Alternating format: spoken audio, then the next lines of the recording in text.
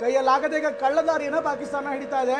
ನೇರವಾಗಿ ಯುದ್ಧ ಮಾಡೋದಕ್ಕೆ ಆಗ್ತಾ ಇಲ್ಲ. ಬದಲಾಗಿ ಈಗ ನಾಗರಿಕ ವಿಮಾನಯಾನ ಅಥವಾ ಏರ್ಪೋರ್ಟ್ಗಳನ್ನು ಗುರಾಣಿಯಾಗಿ ಪಾಕಿಸ್ತಾನ ಬಳಸ್ತಾ ಇದೆ. ಕುತಂತ್ರಿ ಪಾಕ್ ಈಗ ಬೆನ್ನು ಮೂಳೆಯನ್ನು ಸೇನೆ ಸರಿಯಾಗಿಯೇ ಮುರಿದಿದೆ.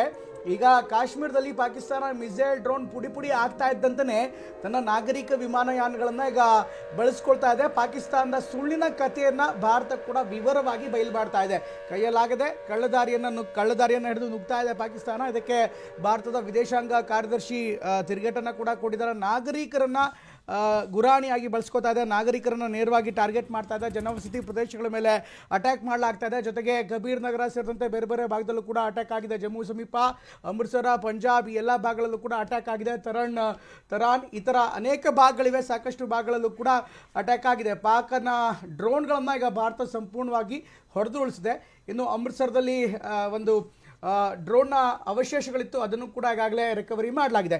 ಇದರ ಜೊತೆಗೆ ಜೈಸಲ್ಮೇರ್ನಲ್ಲಿ ದೊಡ್ಡ ಪ್ರಮಾಣದ ಒಂದು ಮಿಸೈಲ್ ಕೂಡ ಪಾಕಿಸ್ತಾನದ ಭಾರಿ ಪ್ರಮಾಣದ ಅಬ್ದಾಲಿ ಮಿಸೈಲ್ ಅನ್ನುವಂಥ ಒಂದು ಮಿಸೈಲ್ ಸಿಸ್ಟಮು ಕೂಡ ಈಗ ಬಂದು ಬಿದ್ದಿರುವಂಥದ್ದನ್ನು ನೋಡ್ತಾ ಇದ್ದೀರಿ. ಮಿಸೈಲ್ನ ಅವಶೇಷಗಳನ್ನು ಕೂಡ ಭಾರತೀಯ ಸೇನೆ ಈಗಾಗಲೇ ರಿಕವರ್ ಮಾಡ್ಕೋತಾ ಇದೆ.